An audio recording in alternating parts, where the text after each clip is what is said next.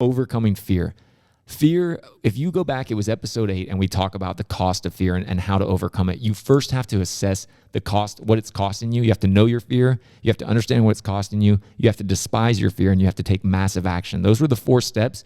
But I think even before that, what I've noticed since we've done that episode is I've watched a lot of people, and fear is deceptive. And not just in the way where I mean like that it's false. I mean, a lot of people don't even recognize that the thoughts that they're having are fearful. I wish people could harness the creative ability that their fear has and use it for positive means, use it for constructive means, because most people's fear is able to invent infinite amount of boogeyman and things in their brain that are going to eat them, destroy them, all of this stuff. And they don't think they're a creative person, but their brain is very good at inventing ways for their life to go horribly wrong. Yeah, and so people will look at the cost of fear, or they'll not recognize thoughts that say like, well, what if, or are you sure? Or there's all these little thought processes that we've rehearsed so many times in our brain throughout the day that we don't even recognize them as fear anymore. And so as a result, we keep going along with them.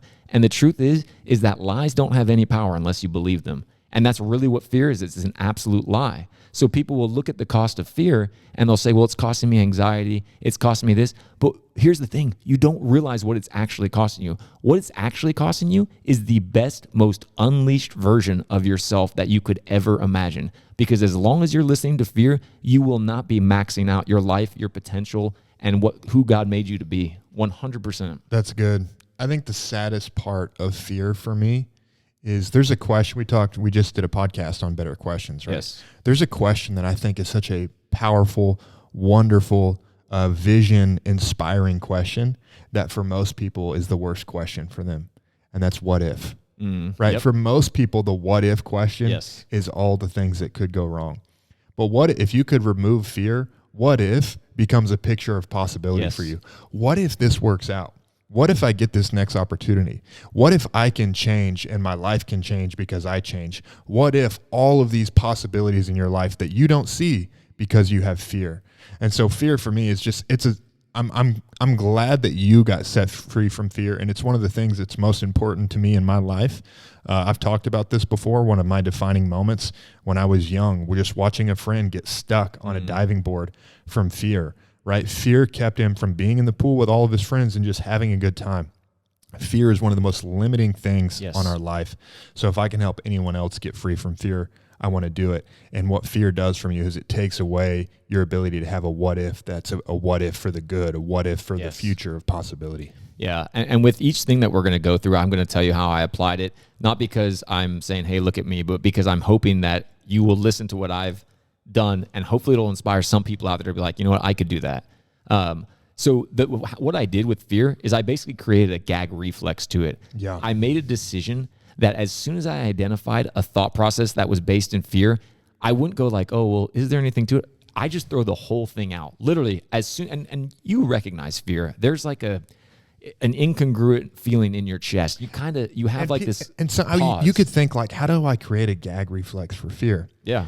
You create a gag reflex for fear when you understand what it is. Mm-hmm. Exactly. Right? And because think about this.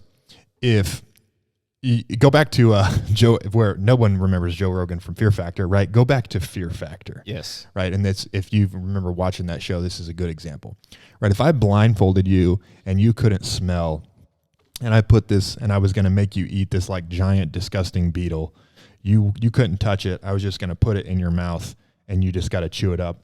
You'd probably just chew it up, right? Yeah. If I didn't tell you if it was anything disgusting, I could get you a beetle that doesn't taste all bitter, and you just chew it up and eat it, right? But then if you knew what it was, like if there is no blindfold, if you can see and feel and smell what the thing is before you put it in your mouth, you'd be so disgusted by it, right? Like most people, and you can overcome that, but most people, you try to make them eat that thing, they're just going to vomit from it because they're so disgusted by what it actually is.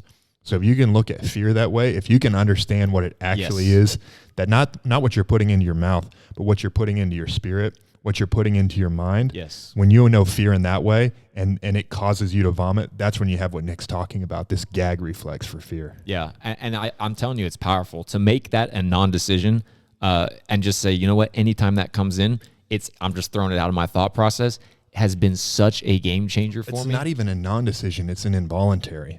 Right? Like that's what you don't even like. You're not trying to tell your body like, oh, we should try to vomit this thing up. It just happens. Yeah. Well, now because I've trained it, it's like any discipline. I've trained it, but that's what it takes in order to do something like that. Is it does take discipline. You have to heighten your awareness to it and say, this is what all the different ways that fear has shown up in my life. And I'll be honest, guys, I sat there after we did that episode and reviewed it multiple times. I reviewed the notes I had on it. I wrote down the steps that we gave to you guys, and I went and did it myself. I thought about very specific times in my life where I was afraid. I mean, I went back and relived the scenarios in my head, and it just made me so disgusted because I thought about how much I suffered, and all for nothing. Because you know what?